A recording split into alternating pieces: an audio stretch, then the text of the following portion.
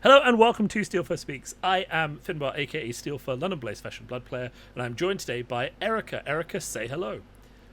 Hello, everybody. So, Erica, do you want to introduce yourself a little bit, give a bit of context, who you are, what you've been up Sure. to? Yeah, so my name is Erica. I come from Sweden. I play Flesh and Blood. Too much. I love always the Runeblade heroes. I made top 8 in the Battle Hardened Baltimore this year. I made top 8 in the Swedish Nationals this year, 2 weeks ago. I did the commentary for Antwerpen. I'm a level 1 judge. I do a lot of things of Flesh and Blood related areas. Yeah. Would you say it's your favorite hobby, or is there something else in contention? No, it's the top for sure. For the past 2 years, it's been number one. When did you get into the game? Like, what was the story? Like, how did you start playing Flesh and Blood? So I tried a bit of Magic like way back, like 10 plus years ago. My then workmate brought it up, and we started playing during lunch hours. And I was like, "It's fine. It's not great. Like, you do the mulligan, and it's like you don't draw any lands, and all of a sudden you have too many lands, and it's like, yeah, you're dead." Anyway, so I didn't typically fancy it a lot. Then I played a lot of Hearthstone and some of that stuff, and a friend of ours, me and my boyfriend, started playing Flesh and Blood, and he tried really hard to try to get us into the game because he really loved it. Yeah. And I thought, yeah, but for my boyfriend's sake, absolutely. You can go out there, have some fun with this, and you can, enjoy your time. I'm not going to get into this because Yeah. I've tried Magic, I've tried Hearthstone. It's not for me. And one day he came over to our house and he brought this Briar Ball of Lightning deck, the good stuff. The And he's like, classic "You're really Tales of gonna enjoy this. Mario. You have to try it." Yeah. So I tried it, and it was love at first sight. It was like, okay, I have no idea how all these rules work, but this is really fun. You Yeah. just ruffle stomping everything with this Ball of Lightning Briar. And then I started my first armory. I went to some drafts for the Tales of Arya that just released at the time, and just had a blast with it from week one, and that has been on rolling since. That's it. And who now plays more Fab? Is it you or your boyfriend? We play equally, I would say. Okay. We Wow. go to the same we're all on the same Okay, armories. We play wow. against each other. It's hard practicing for nationals. We did that together and everything. So it's a very couples therapy type of thing at this point in Okay. time. So all of those people listening, this is gamer couple goals, right? Yeah, Play as much Flesh and Blood as your partner and play it together. That's hilarious. it's fun. And then you stuck. So we were talking about Nats in Sweden. You came in the top 8. Yeah. And I mean, how big was the event? Was it open, or did you qualify through an RTN, or? I qualified through XP. We had Oh, a yeah. 50% qualified and 50% was open invites. We had Very 65 nice. player cap, 64 player cap. We had 60 players signed up, and then last minute a lot of people had to withdraw because they got sick or something has happened, yada yada. We were 47 players on the day, and a double day, one draft, 6 rounds of CC on day 1, and then into top 8 on day 2. So one draft, 6 rounds of CC. That means you put a lot of practice into CC, right? And For I know- sure. I played Icelander in the deck. Oh yes, yeah, Icelander. It's a really good choice, I think. Did it work out? Yeah, I mean, it was one of my favorite picks going into it because I knew I was going to face a lot of Bravos. So I wanted a deck that I knew I could beat Bravos with, and Icelander was the best deck for sure. Of course, Lexi is up there, but then again, boyfriend had a contention on Lexi already, and we didn't have all the cards to make 2 Lexi decks. I So, see. so I put a lot of hours into Icelander leading up to Nationals, and I went, 4-2 in the CC portion throughout. That's pretty good. So is it a Bravo hotspot around you? Because we're always joking in the UK, people just love Prism and they love Illusionist and they love Ninja. Those are the 2 things that people in the UK just can't stop playing.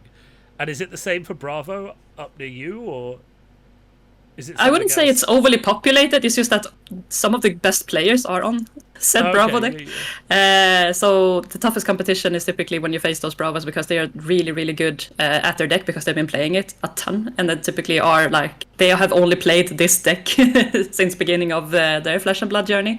And I like to switch around. I typically get bored playing the same decks over and over, so I like to switch things around. But that also makes me more fragile to those type of people that is like solidified on one and only deck. I definitely have the same exact experience where I used to just play one hero, and the second I started switching, yes, I was much better at the meta and I'm better at playing the good decks, but I sometimes find myself in a matchup against someone who's like just played one deck and they've played 100 games of this mirror and I've played 5, and I'm just like, what do your cards do? What's my strategy here? Like, how do I actually win? And they're like, well, it's hard to explain in one game, right? Yeah. Yeah. It's rough. So you were happy with that? You're happy to top 8, of course. Why wouldn't you be? And then I think then you came over and judged UK Nationals. Definitely, yeah. Was that just like came all the way into Leeds? Yep. What kind of like spontaneous decision, or was there just an advert and you were like, the UK sounds like fun? I mean, I went to Leeds for the Battle Harden a couple of years ago. Like the first Battle Harden me and my boyfriend traveled for was the Battle Harden in Leeds, like 2021, I believe. Yeah. Or 2022, I don't remember. But anywho, we went there and really, really loved the city. Like the aesthetics of the city and being there and seeing everybody in the UK play and get to meet some new people was really, really fun. And I really enjoyed the town. And so going into national season and looking into Judge Hub, looking for like the adverts for the different nationals, I saw that it was going to be in Leeds. And I know how hard it is, especially for us in Scandinavia, to find judges, because especially this year, because LSS decided for whatever reason to put every single like Norway, Denmark, Sweden, Finland Nats on the same weekend, which was 2 weeks ago. That seems like an interesting choice, yeah. Like shooting yourself in the foot type of decision, because that means that we could not source anyone from any other country that we typically do, because typically we just share responsibilities and help each other out, and we travel to our various nats and help out with the judging, with the content creation, you know, doing the streams, doing the casting and all of that good stuff. And this year we were like, so that's a note. Well, that's a note for LSS. Don't schedule the Nordic Nationals on the same weekend. We have sent them feedback. For sure. I hope so. Yeah, they do. But then again, they do stuff like that sometimes.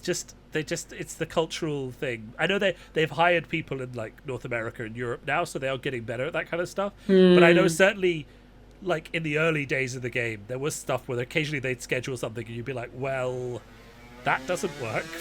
Here's a national holiday, and we're supposed to go and play Fab. I mean, like, and all the people with parents, because the first few years in the UK, they liked scheduling stuff on summer holidays for schools, and all the people with kids were just like, I mean, I'm not here. I'm on holiday. I'm traveling. It was just like, okay. So it's gotten a lot better, but there's definitely still some little bugs like that need to be ironed out. Definitely. Yeah. I remember they scheduled Calling Krakow on the Easter break week, and that was a lot. Yeah. Some people in Europe like that weekend. It's a big deal. Apparently, I don't know. Yeah. Not for you, not for me. Though I was there. I got to cast that one, which was fun. But that was a while ago now. It was a very Viserai heavy meta, because it was just before I remember. Skeleta got banned and Viserai got Living Legend, and it was just like, oh, the game's over. Okay. Turn 0. Here's 20 rune chance. Oh, okay. Yeah, sure. Yeah. It was a fun time. It was a super fun time. It was I mean, the games were quick. No one went to time. It was very fun. Yeah. But going back to nationals, so I saw the listing for UK Nats, and I thought, I know how hard we struggle to find judges for our nationals, because typically most of the players wants to play their nationals, and we struggled really hard to be like, okay, we have 2 level 2 judges. We need one of them to judge UK or our Nats. And so we had to basically beg and pray for them to, like, some of you have to do this because we need a level 2 judge and we can't source it from any of the Scandinavian countries, so we need to solve this. So I thought, well, if we struggle with that, probably other countries struggle with the same thing. So I thought, I'm just going to send my invite, or like my CV, or what you call it, application, thank you. So I sent my application in, and if they need me, they need me, and I can go there and I can have a good time and meet the UK folks, because I know a lot about the UK from the UK people at this point in time, and I always enjoy hanging out with some flesh and blood nerds, you know. And then if the push comes to shove, push comes to shove, and then the poll came in and I got the invitation, so I was like, well done. So I had a super great time. My team leads and head judges were amazing, and all the colleagues were also amazing. I learned so much, and I was terrified going into it because I didn't feel like I knew enough. So I read the tournament and policy documents over and over again. I made sure to do the Judge 2 tests online just to double check that I at least feel like I know something. I failed one of them with 1 score away from completion, so that was a bit sad. But I completed the second one because now you have to do 2 parts of it.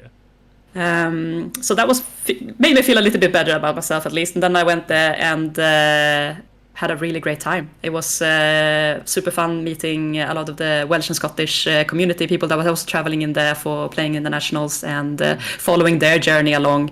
At the same time, I was just trying to do my best to be the best judge I could be at the point in time. Do you have like a favorite moment or a ruling or something from the weekend, or? I had a Icelander player who had to double check with me about if I activate Storm Striders and play this non-attack action, it becomes an instant, right? So I cannot play Waning Moon, right? And I was like, no, it's still a non-attack action, right? So you can play it as it is an instant, but it's still a non-attack action, right? So it satisfied the Waning Moon completely, and you can play that. And then he got really excited because then he was like, that means I got lethal, and then he just played it out and he was super happy, and his opponent was like, yeah, good job. His opponent probably. I just thought that was super funny. Super like, happy. You took Icelander to this nationals. I understand that you hopefully know how Icelander works at this point in time, but I thought that was super funny that he was super excited to get that in. Last minute pivot onto the hot deck, and you haven't maybe you haven't read all the rules yet. You know. No, I just thought that was super cute, and he was super happy. So that was one of the highlights. Yeah, that's really great.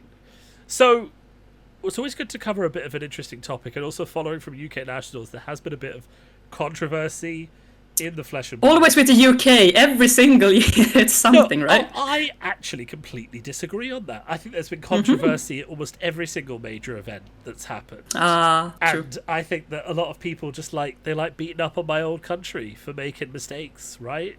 You know, we haven't had anyone banned yet. No suspensions, no bans. We've had some interesting rules. You know, we've had Pummel not being resolved in 2 national championships out of 3, which is not good. But, you know, yeah, I think we're doing all right. Okay, I think we're doing all right. But so for those who aren't au fait with what happened exactly, I won't bring it up, but or the clip up. But basically, someone played a Pummel. Okay, Katsu played a Pummel. I know, don't even Katsu's playing Pummels. That's a choice in itself. He got to the top 4, so who am I to question, right? But he plays a Pummel. His opponent laughs at the Pummel, so acknowledges the Pummel. He points at it on the stream. We can see him laughing at it. And then the Pummel hits, and the Katsu player basically immediately draws his hand a few seconds later and doesn't actually ask for the Pummel trigger to be resolved. Right? This is what happened. The judge at the table acknowledges that's what happened. He was waiting for Katsu to say anything, and with the way that the rules work now, there's actually a huge window for these missed triggers. So if he had said, actually my Pummel hit at any point, even after drawing his hand, you know, tidying up at the end of turn, before his opponent plays his first card, and even after that, he could have said it, and there's a potential for a rewind. But it starts to get a bit murky once that first card has been played by his opponent. But there's like a good 15-20 second window where he's drawing his hand, he's looking at his hand, that he could have said, actually, wait, my Pummel didn't trigger.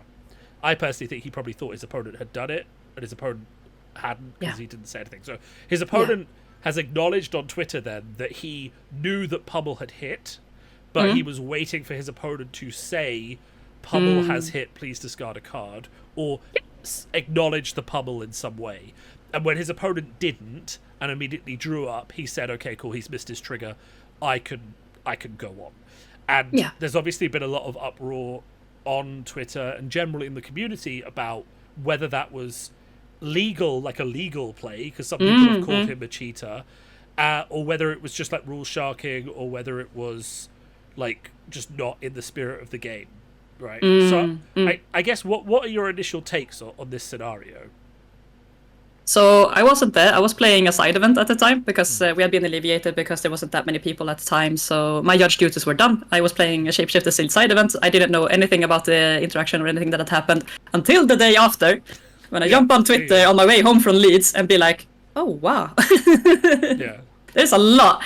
But of course, my initial take was like, how did he miss the Pummel trigger? Like, it's your trigger, you own the trigger, and everything we know about miss trigger at this point in time is that the player who owns the trigger, so you are responsible for owning that action and following it through. And if you don't, it's a miss trigger, right? And as you mentioned already, if there was a possibility to rewind, they would have rewound it, right? But it didn't. So everything was just cut as day and clear that everything went according to the rules and the laws and everything that we know about this game.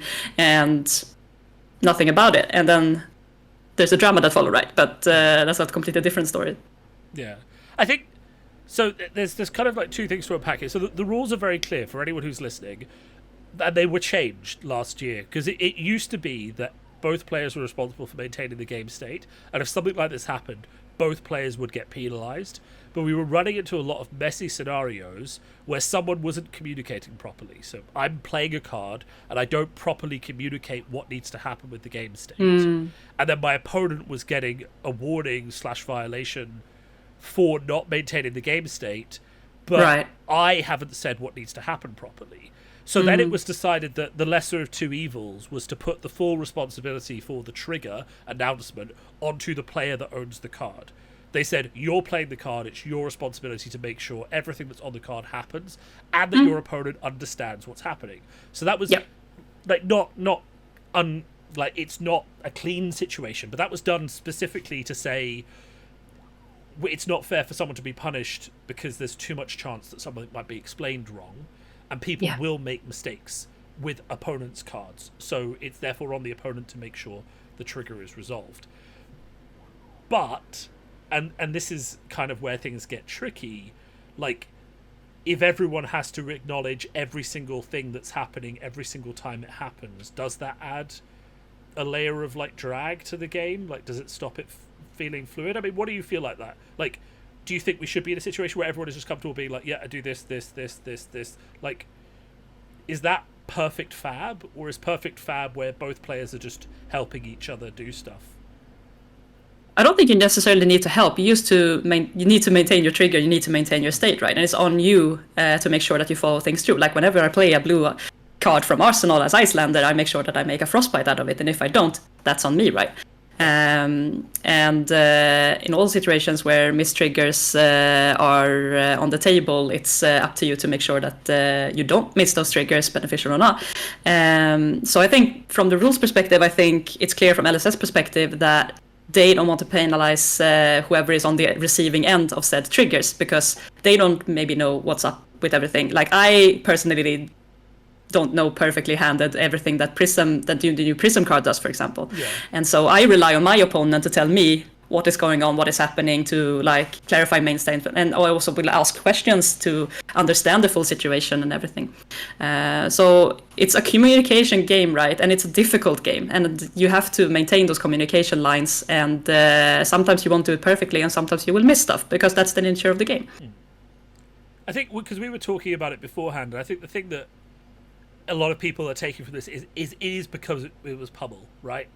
It is because it's a card that's been around since Welcome to Wraith, that everyone knows how it works, that everyone is getting so up in arms about this. Maybe, yeah. Because I think the example that we were talking about before is like, if I play something like a Codex or one of the Codexes, there's 3 of them, they have quite complex abilities. And if I play one of them and I don't tell you as my opponent what you have to do, like, so if I just, say, played Codex of Frailty, I get a card from my discard pile, put it in my arsenal, discard a card, whatever. And at no point do I tell you, my opponent, hey, it's you have to do this.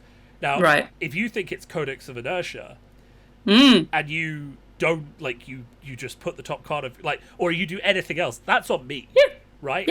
Or if you don't realize that you have to do it, then that's still on me as the person who played the card to be like, well, this is what you have to do. And maybe it's fine not to say anything if I see that you acknowledge it and you start to do it. But I still have to be in control of the process. So I think kind of like seeing it as Pummel kind of gets away from the real reason behind this ruling, which is there are lots more cards that are more complex than Pummel that need to be resolved. But what do you think about the whole... Because, I mean, you're a judge. I personally like the rulebook. I think it helps us all play clean fab. But what do you think about the people who are saying, well, look, the rules say this, but clearly... that player knew what Pummel did. He was waiting for his opponent to say it. So a lot of the criticism that's been on Twitter today is people saying this leads to a negative game experience where both players are waiting for their opponent to say anything before they react, right? So I'm just going to sit here. I'm not going to do anything until my opponent says a trigger, and then I'm going to respond, right? And I'm just going to let them dictate everything to me. What do you say to that? I mean, depends on the level of professional play that you're at, right? Because if I'm playing at a high level game and I know there is a tons of money at stake, then I will do my best to make sure that I play as good as possible, and I will make sure that I do the best of my ability to play my cards at the best of my ability and not miss any triggers and not miss any interactions and, follow things through. And if I notice something on my opponent's end that I know, okay, if he doesn't announce anything, or if he misses its tunic tick up, or if he misses giving me a frailty token when he plays the Codex of Frailty, for example, or anything like that, I'm not in any justification to call those things out. It's like, it's on him or my opponents or anyone else who I'm opposing, that it's up to them, that they played their best fab and they played their best of their ability and stuff like that. And when you're at the top tables and you're facing someone that you know is a really tough opponent, then you will, of course, mind drain yourself throughout those games. And when you play for long hours at a day, I mean, you're maybe not going to play your perfect fab. And at the end of the day, my hope is that this will not fear anyone away from being scared off the streaming table, because I think playing your games on stream is one of the most best things you can do in your fab career, because it gives you also the opportunity to go back and see, oh shit, I missed this, I missed that, I could have done this better, or anything like that. Like, it's the best way for you to improve in any situation. So I really hope that this doesn't fear anyone away, that because I miss a trigger on stream, now everyone is gonna hate my ass because of it. Or the hate mob is gonna come at me or anything like that, because I don't think that is going to be detrimental to anyone involved. And I just hope that people will see past that at this point in time. I think that's two really important points. So the first point is that you've played 12 rounds of fab. That's 8 hours. You genuinely might make a mistake on something very, very simple. And people are being like, well, how did you miss that? You must be a bad player. No, you're tired. Like, mentally and physically tired, and there's lots of stuff going on, and you might miss a trigger, right? That's going to happen. Right? Yeah. And even from a distance, it might look deliberate to the audience. The audience might be like, oh my god, how has he done this? And it just happens. I think one of the reasons a lot of people got annoyed this time is that the person went on Twitter and said, I knew he was doing it and I chose not to say anything because that's what the rules allow. But as you said, like, we're here to play fab at the top level. You're here, your opponent needs to play the cleanest game of fab possible to win a tournament. And that involves doing everything properly. And I think people might get daunted by this, but really, we're not talking about complicated rules interactions. We're saying when you play a card, you give some indication to your opponent that, like, if it's a common card, you think your opponent's going to understand what it does. You can just say the name of the card and, like, imply what's going to happen. Like, I play Pummel, and then he takes 2 damage. And when he says, okay, cool, no blocks, take 2, you say, cool, Pummel hit. Or on hit trigger, or something tiny like that. We're not saying you have to be like, Pummel hit, discard a card. If you say, like, Pummel hit or on hit trigger, and your opponent doesn't respond and follow up with Pummel the way they should, that's when you can be like, actually, Pummel means you have to discard a card. And genuinely, if they're insisting that you explain everything, firstly, what are they doing at that top table? Right? They should know this stuff, but also that is a form of slow play. Like, there are other things going on there that, you can get involved in a conversation about why am I having to explain every single card to you? Do you understand what this card does? And if they're being deliberately antagonistic, that's a different kind of discussion. But we're not talking about every time you play a card, you have to read a card. No one actually has time for that in a high-level game of fab. We are just talking about that if you don't announce what happens when your cards do effect, your opponent is under no burden to agree with you or to make it happen. And I think, as we've kind of been, there's lots of reasons that rule exists, both on the casual side of things to protect people who genuinely don't know what the cards do, but also on the competitive side of things where people are tired, they are making mistakes, but your opponent shouldn't be penalized if you don't point out when something happens. You also shouldn't be penalized, for not knowing everything all the time about everything. Yeah. And that's, I think, what the rule is protecting you from, right? So I think from the rules perspective, I think LSS has done a great job making sure that we protect the players, we protect the game state at the best of our capability. I mean, we have the rewind capability in case we can do that in a simple manner. And if we haven't progressed the game state far enough, then we can do this rewind, make sure that the game state is where it needs to be, and then carry on. But if we have moved past a certain point, there's too much information that has been exchanged, then we just allow that to happen, and we just carry on. And that's what happened in this state. What is also interesting in this situation is that whenever I have a discard effect on my opponent, I'm always super interested to see what is it that they are discarding. Exactly. So I know what is not now longer available in their hand or in their deck. So I know how much threat they have left and stuff like that. And even that was very interesting to me, that was not even on the table, that he was no longer even interested in what his opponent was gonna discard. And that tells me that he probably maybe was under so much mental stress about other things that he was thinking about and that he wanted to make sure and that he didn't want to forget or something else. So he was just, Katsu, that's typically how you miss triggers, right? Yeah. In that context, Katsu had probably drawn the worst hand that his deck can present to him, because he had a D-React in Arsenal, he had a Pummel in hand, a CNC in hand, and I think he had something else that he blocked with. This was the turn before.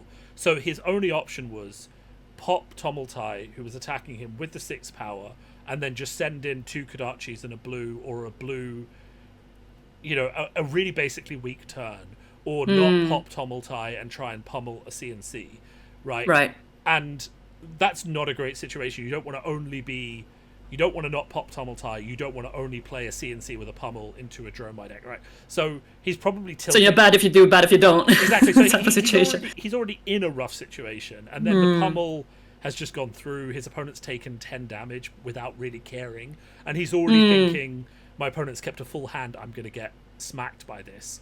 And he's already probably thinking, how am I going to block? How am I going to survive? And he doesn't check. But again, like, if he'd slowed down for 2, 3, 4 seconds before drawing up his hand, he could have asked for that trigger. And I think one of the things that's very interesting for me, and I think, as we'll start to think about wrapping up soon, is like Fab is actually incredibly lenient, I think, more than other games on missed triggers, especially since the rules change earlier this year or late last year. Like, the window for asking for a missed trigger to be applied, especially only mandatory ones, like the optional ones, if you miss it, you miss it. That's sorry, you should have ticked up your tunic. It's not the start of the turn anymore. You can't do it. Yes. Right. Yes. But actually, even then, the tunic window is kind of liberal. Like, if I go to play my first card of the turn, theoretically signaling that the action phase has started, and I stop halfway through and go and tick up my tunic, the rules will actually let me do that. Whereas in some games, they'd say, what are you talking about? You started playing a card. Clearly, you think you're in a different phase. You can't then jump back to play tunic. Actually, in the Fab rules, you haven't taken an action. Yeah. You haven't actually moved the game along, so you can. Exactly. But with missed triggers of the mandatory variety, the window for actually acknowledging them is so huge. And the fixing of, like, if it's something fixed, like lose 1 life or apply a token, you might not even get a full rewind. You might just get a, cool, you need to have this token, or something like that. So, like, there's just so many ways to fix missed triggers that a lot of games don't have. Like, most games are just use it or lose it, right? Exactly. Because even with this case, people were saying, well, if he just said something about the pummel on the next turn, he might have even got a full rewind of his opponent's turn. Now, it probably wouldn't have happened, but it could have. Probably not, yeah. There would have been a discussion about it. And, right. There's loads of ways it could have been resolved, but it's quite lenient. So I mean, and then you and I, it also depends on when that happens, but sure. Yeah, but you and I discussing this, it doesn't really feel like it's actually that much drama. But maybe that's because we both agree that just the player just needs to acknowledge the cards they're playing, and it doesn't really slow you down that much. You just say what you're putting forward on the board. I mean, you're still allowed to short chat all you want, as long as both players are aware of what is going on and everything is moving on smoothly, then absolutely. I mean, I can cut to damage phase right after blocks if I want to, but if my opponent says no, then he can cut back and go through the whole reaction phase and everything like that. So absolutely, shortcutting is allowed, but you also need to maintain game state and all of that good stuff. So maybe this will all calm down. I mean, I think a lot of the outrage did come out of the fact that it was Pummel, but I think, I don't know, I feel like it's one of these things that if all these people are saying on Twitter, the right thing for me to do is just not to do anything until my opponent announces their triggers and then see if they miss them. Like, both of us are kind of saying, yes, like, that's how you play good Fab. You wait for your opponent to say what they're doing, and then if they don't say it, they're not doing it. Like, I don't feel bad about that, but a lot of people are saying that not rules. That's not fair. That's not sportsmanship. That's not, Yeah. I don't know. Maybe we're just people who want to win too much. But I don't know. I'm a competitive player for sure. but to clarify, we're not doing this at local armories. We're not doing this in casual events. Oh, for sure not. Hello. This is if I make the win and in at a nationals or a big event. If I can get an edge somewhere somehow, I'm gonna take that. Not cheating, of course, that's not allowed. But like in terms of the legality of the book, if my opponent misses a tunic trigger in a win and in situation. Exactly. Because it's not that I don't want to help them. It's that I don't think someone should be able to win a game against me if I have to help them remember these things. No. Because that means that they're not playing their best. And that kind of makes me feel that if I am playing my best and I'm remembering everything and that's bringing me to... Then I should be rewarded for it, right? Yeah. Because also, if they make that mistake against me, they're probably going to make that mistake in the next game. So, like, if they beat me and then they go into the next game and they miss their triggers again and they lose because of it, then I've given up my chance when I'm playing perfect, like when I'm on fire, to go further in the tournament and continue to play well, right? Assuming I did play that well all the time, which, you know, I don't always, but you know what I mean? Like, if I'm playing my best and they're not, then I kind of feel like the win should come to the person who's remembering all their triggers. And yeah. And for your local armories, I mean, I think your goal for your local armory should always be to teach first. Exactly. Like, if someone misses something and you say, but this line is much better if you did like this and that, and you could have done 6 more damage this turn, and that would be like, oh shit. Because then your opponent will become a better player, and then your armory will become a group of better players, and that will improve you at the end of the day. Yeah. So I think for local armories, you should always strive to teach first and play your best game second, because at the end of the day, your armors are for you to learn and improve, and then when you roll up to your nationals next year, hopefully the hours you put into your local armories is going to reward you. Exactly. So, yeah. As you say for new players, like before you play your first card, you stop, you pause, look at the board. Are there any tokens that need to be destroyed? Have you ticked up your tunic? You know, is there anything left from the previous turn that could confuse people like pitch? If there's not, play your first card and go crazy. And that... Yep. Practicing that in armories is going to teach you that, and people should be generous in armories to help people remember triggers there. But there should always be this. I think there should always be an understanding, and you should know. People should like know that when they get further into the game, that help does start to disappear, and it doesn't. It doesn't make us a worse community. It just means you have to sort of like step up in your communication and your like remembering things and making things accurate, I guess. Yeah. Sounds pretty good. I mean, that's our take on it, right? That's our take. That's our take for the week. We don't think it's such a bad thing. We think you should just announce your cards. Yes, it feels a bit rough because it was a pummel and everyone knows what it does, but your opponents aren't going to give that to you when you're trying to win at a high level, unfortunately. And as long as the rules allow for it, you need to play with an awareness of what the rules allow for, because people are going to play that way. And it doesn't mean that they're bad players or they're negative influences on the community. It just means that it's on you to step up and play a cleaner game and announce everything. It's good. All right. Well, let's wrap up there. Do you have any other takeaways for our lovely audience? No, I think the UK gets a lot of slap, but I have been to UK several times, and the community is absolutely amazing. And they're such a great bunch of players. And of course, there are competitive players there that will do their try hardest to win every single game to every single advantage. And that is also allowed to exist. And but overall, I think UK deserves more love for being a great community and bring a lot of good fab.